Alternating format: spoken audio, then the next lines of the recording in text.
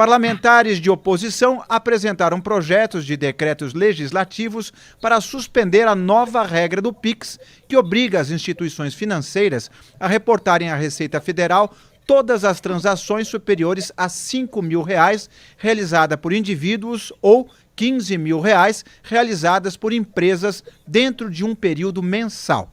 Para o senador Magno Malta e para o deputado federal Gustavo Gayer, a medida configura uma violação de sigilo bancário e contraria preceitos constitucionais. Eles também consideram que a Receita extrapola suas funções e usurpa competências do Legislativo. O fato é que a impossibilidade de monitoramento tem dado uma bela dor de cabeça ao governo federal, que iniciou uma campanha para combater notícias falsas. O presidente Lula, por exemplo, fez uma postagem no X tentando desmentir a taxação do PIX. Vamos ver. Todo mundo sabe que eu sou corintiano. Eu estou no meu gabinete. Nunca utilizei a camisa do Corinthians, mas hoje eu coloquei a camisa do Corinthians porque eu vou fazer uma doação ao Corinthians via PIX. E por que eu tomei essa decisão? Porque tem uma quantidade enorme de mentiras, desde ontem, em todas as redes sociais, dizendo que o governo vai taxar o PIX. E eu quero provar que é mentira. O governo não vai taxar o PIX. O que nós podemos fazer é fiscalizar para evitar a lavagem de dinheiro. E como eu acredito no PIX e acredito no governo, porque nós não vamos taxar de forma nenhuma, quem falar que o governo vai taxar está mentindo, eu vou fazer o meu PIX para o Corinthians. Vamos lá. Vou doar R$ 1.013 para ajudar o Corinthians a resolver o problema da sua dívida. Eu estou junto com a torcida do Corinthians porque eu acredito no PIX, acredito no governo e nós vamos taxar.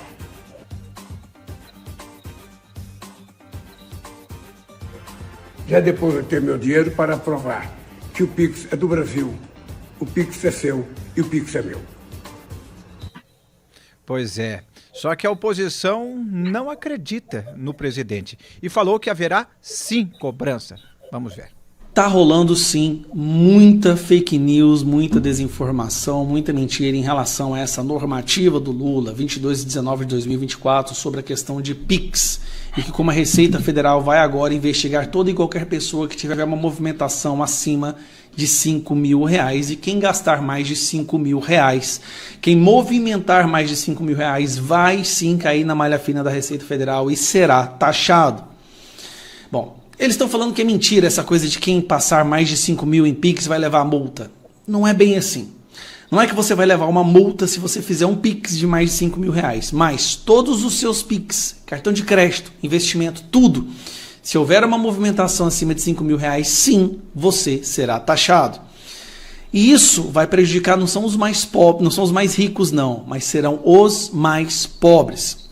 Então eu estou olhando uma explicação, a melhor explicação para poder mostrar para vocês em relação a isso, e eu achei uma que vale a pena comentar, e eu quero divulgar desse cara aqui, ó, Rafael Zatar. Eu vou só ler a sequência que ele fez, e eu te garanto que ao final desse vídeo você vai entender perfeitamente o absurdo que é essa decisão do governo, e pode ficar claro, obviamente, nós já entramos, eu mesmo já entrei com um projeto de decreto legislativo para assustar essa decisão, essa liminar, essa normativa. Vamos lá. Tá rolando um monte de fake news com essa parada do PIX. Receber PIX de 5.000 da multa? Calma, não é bem assim, mas o cerco tá apertando. Tá rolando por aí que quem recebe PIX acima de 5.000 vai levar multa da Receita. Não é automático, mas pode dar ruim, principalmente para quem trabalha na informalidade ou faz bico. Bora esclarecer com exemplos de boteco? Aí ele vem. O que mudou? Cadê aqui, ó? O que mudou com o PIX? Antes, o pedreiro, o vendedor de milho, ou quem fazia doces recebiam muito dinheiro vivo. A Receita nem via. Agora com o PIX, tudo que cai na conta fica registrado. E se passar de 5.000 por mês, a Receita pode te colocar na mira. Não é multa direta, mas se você movimenta acima do limite de isenção e não declara, pode ter que pagar imposto sobre tudo. Pois é. Para esclarecer se haverá cobrança ou não, vamos falar com Brasília, com Wilson Lima, que tem uma convidada especial. Boa tarde, Wilson, boa tarde. Maria, tudo em ordem? Todos bem-vindos? Estamos aqui com a nossa grande advogada tributarista, Maria Carolina Gontijo, que é quase nossa parceira aqui no Made in Brasília, para esclarecer, como você mesmo fala nas redes, né, Maria? Você não passa raiva em direito tributário sozinha. Então, vamos esclarecer essa situação.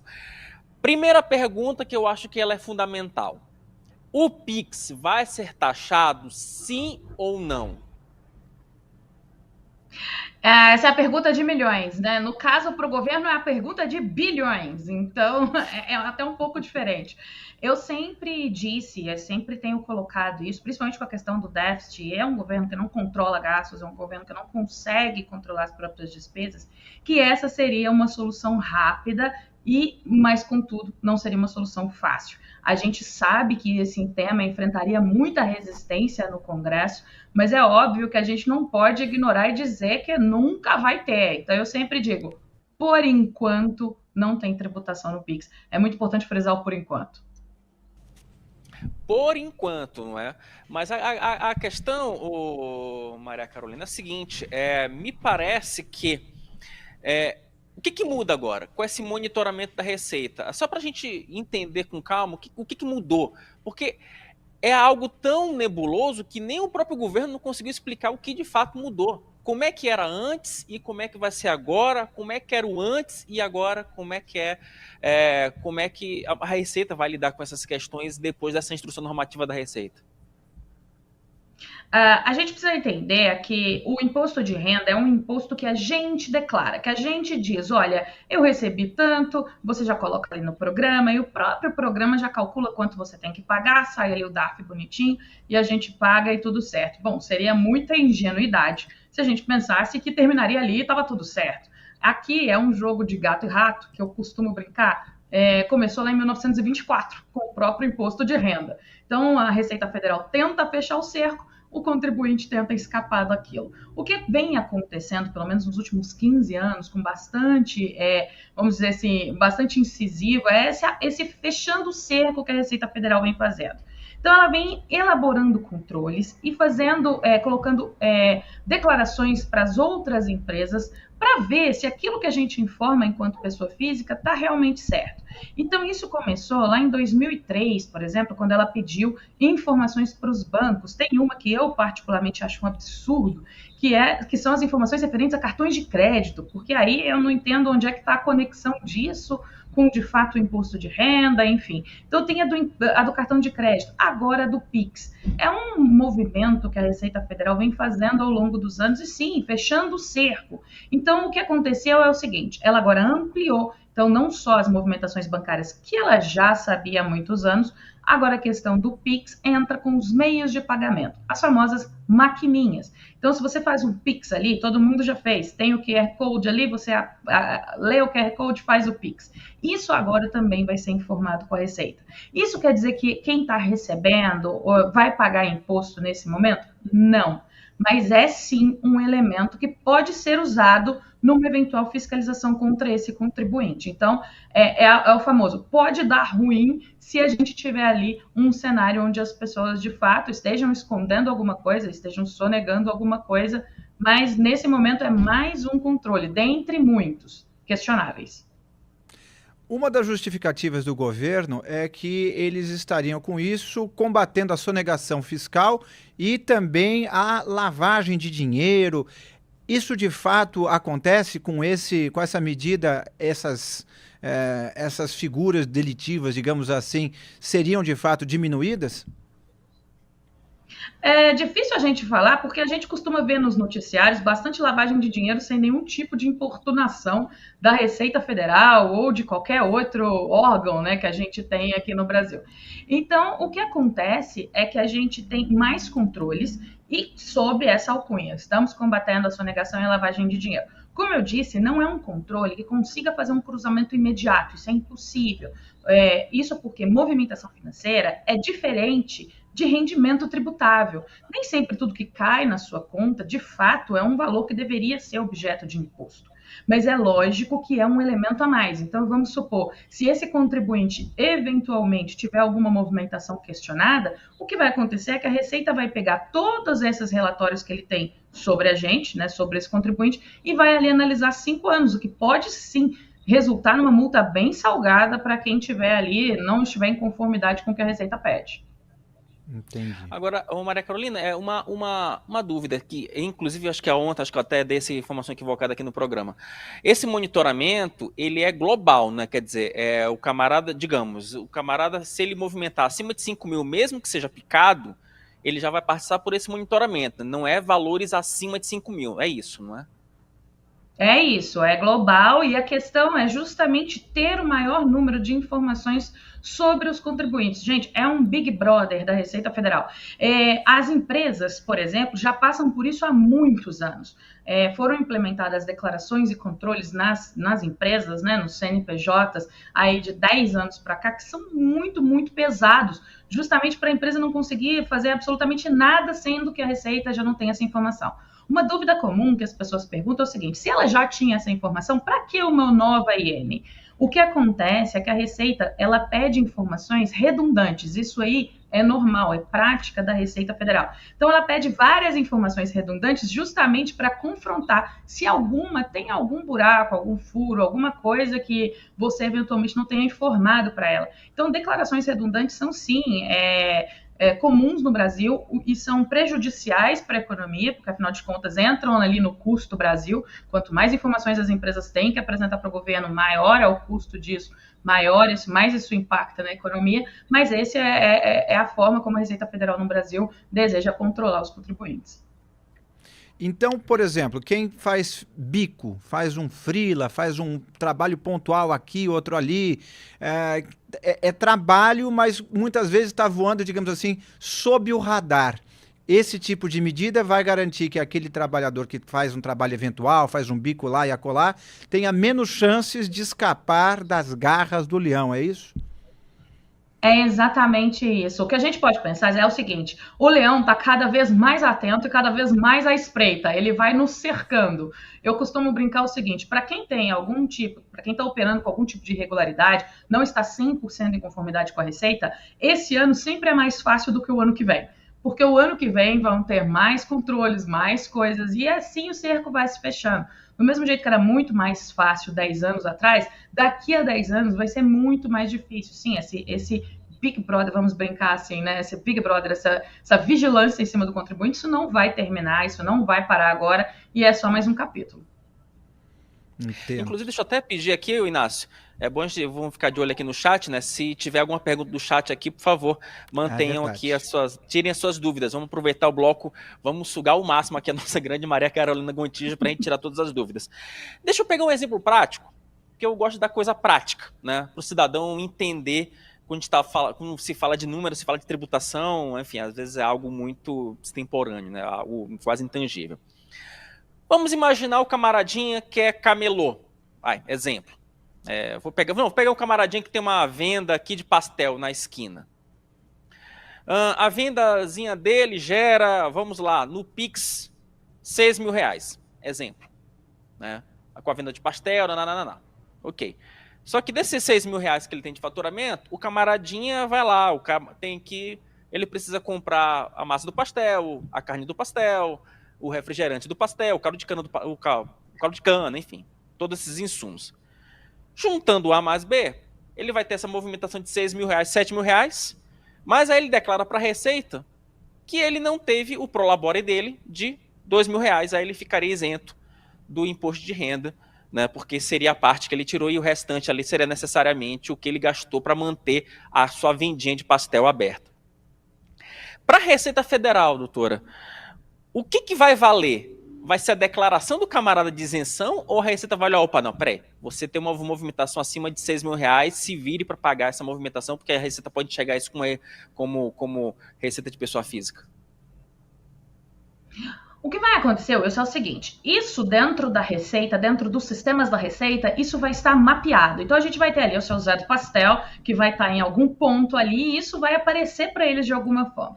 Se a Receita Federal vai perguntar ou questionar, isso depende muito. Isso depende se as movimentações dele forem atípicas, mas aí, de novo, é uma subjetividade muito grande, porque tudo pode ser considerado atípico dependendo do ponto de vista de quem está vendo. Se isso vai ser considerado atípico ou não, E ele pode ser, sim, convidado ali a prestar mais esclarecimentos para a Receita ou falar, olha, por que está acontecendo? Eu acredito que isso vai acontecer nessa escala? Não, porque hoje a gente fala de uma movimentação muito grande, que a gente tem assim bastante irregularidade. Então, vamos dizer, eu costumo brincar, o mato está bem alto para chegar nessas situações. Mas a gente sabe que existem algumas, que as pessoas hoje, elas conseguiram algumas soluções para tentar pagar menos impostos, que não são as soluções mais corretas, não é um planejamento tributário. Isso já me aconteceu, por exemplo, já fui a um restaurante desses de comida, que se você serve por quilo, e aí o que acontece? Eu cheguei lá, passei o meu cartão de crédito, e quando eu fui ver, aquilo ali veio com uma descrição de papelaria. E eu fiquei bastante tempo tentando ver, mas eu comprei alguma coisa na papelaria? Então a gente não sabe exatamente como que isso funciona. A Receita quer ter um controle de tudo isso, das várias maquininhas que estão operando e exatamente assim, não pertencem ao mesmo negócio. Então o que a gente precisa ter em mente é o seguinte, o mato está muito alto, a Receita sabe que são bilhões movimentados pelo Pix, ela vai ter essa visão, vamos dizer assim, é um radar, uma visão aérea, quase que como uma visão ali do Google por cima de satélite. Ela não vai conseguir chegar no detalhe nesse momento, mas é, lógico, um indicativo de que pode ter algum problema ali. E é como eu disse, vai ficar cada vez mais difícil para quem não está ali em conformidade. Para quem está em conformidade, como o caso do seu Zé do Pastel, que tem um rendimento ali isento, quando chamá-lo, ele apresenta ali os comprovantes, demonstra para ela e não vai ter nenhum problema. Mas não que eu acredito que vai chegar nesse nível. Tem uma pergunta que eu recebi aqui nas redes sociais, no Twitter, hoje pela manhã, te pedi para as pessoas mandarem perguntas, então vou aproveitar para desaguá-las algumas. O Raimundo Aragão perguntou o seguinte, ele pergunta sobre o limite do sigilo bancário, e essa é uma discussão que ocorreu ao longo dessa mudança na instrução normativa da Receita. Ela quebra o sigilo bancário, sim ou não?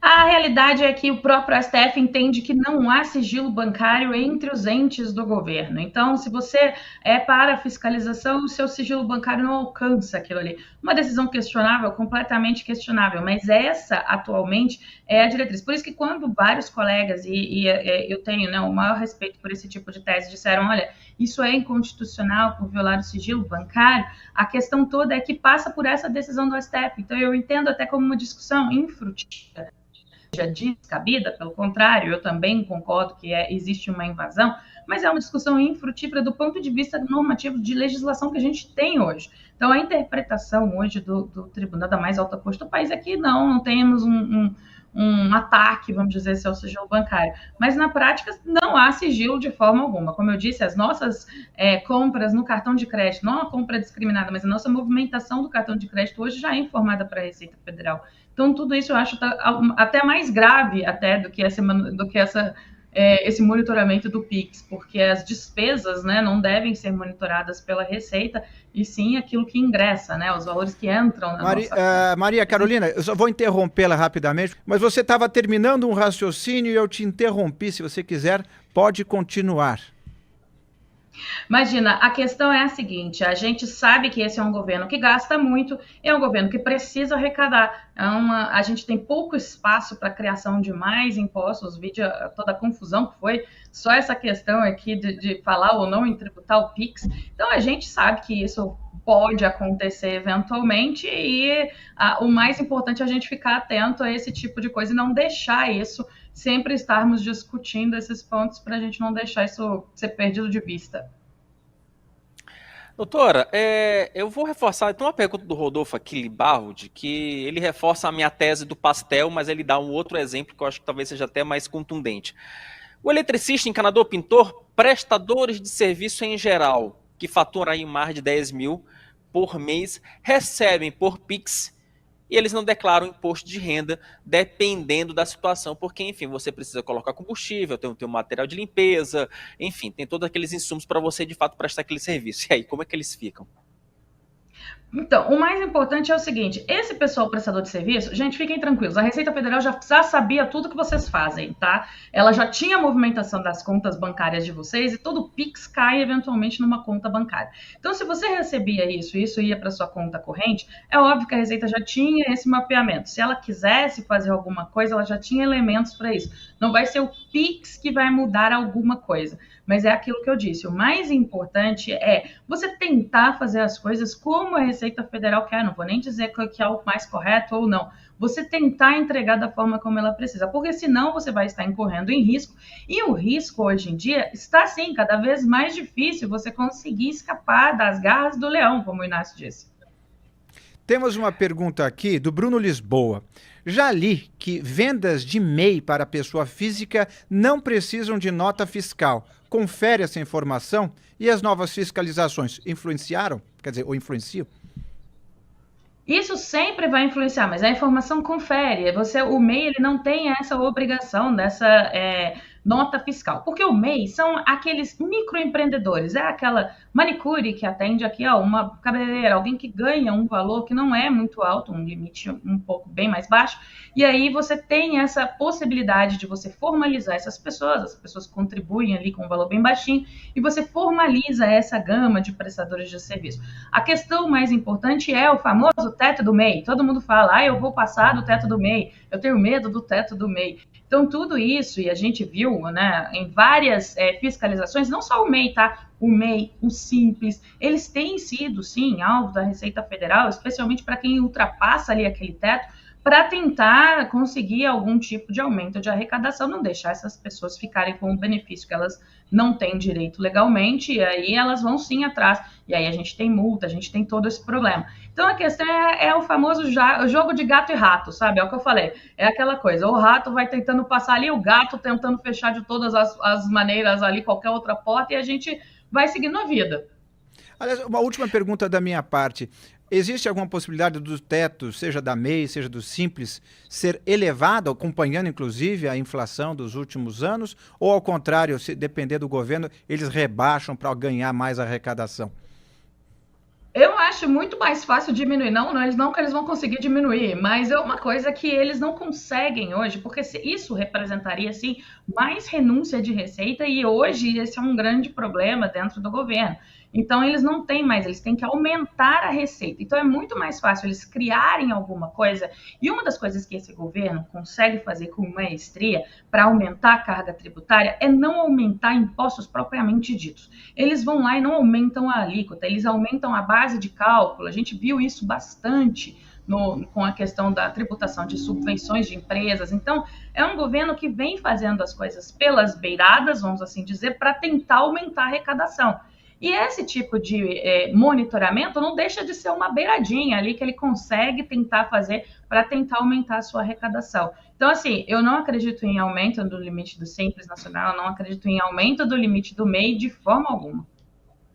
Agora, um detalhe, Inácio, só para a gente, já que você tocou nesse assunto, agora há pouco o ministro da Fazenda, Fernando Haddad, ele falou que o projeto de lei sobre a questão do imposto de renda vai para o Congresso, que a Receita Federal, que o Ministério tem ali feito uma análise de cálculo para poder fechar qual seria aí o tamanho do impacto da medida. Então ele acredita que a questão da isenção da faixa de imposto de renda para pessoas que ganham até R$5.000 seria, ele está otimista que isso pode ser aprovado até o final do ano.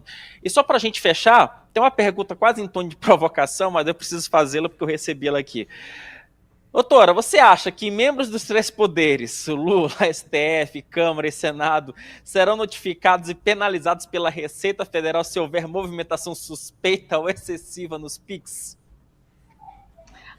Acho que isso já aconteceu alguma vez? Não, então não vai acontecer. A gente sabe que as coisas funcionam assim. É muito engraçado que, por exemplo, os maiores esquemas de corrupção que a gente viu no Brasil em nenhum momento passaram por algum tipo de fiscalização da Receita. A Receita não viu esse dinheiro transitando daqui para a Suíça, daqui para não sei aonde, de licitação para não sei aonde. Eles não viram esses PIX voando por aí, nem PIX, nem TED, nem nada disso, e controle já existia desde 2003.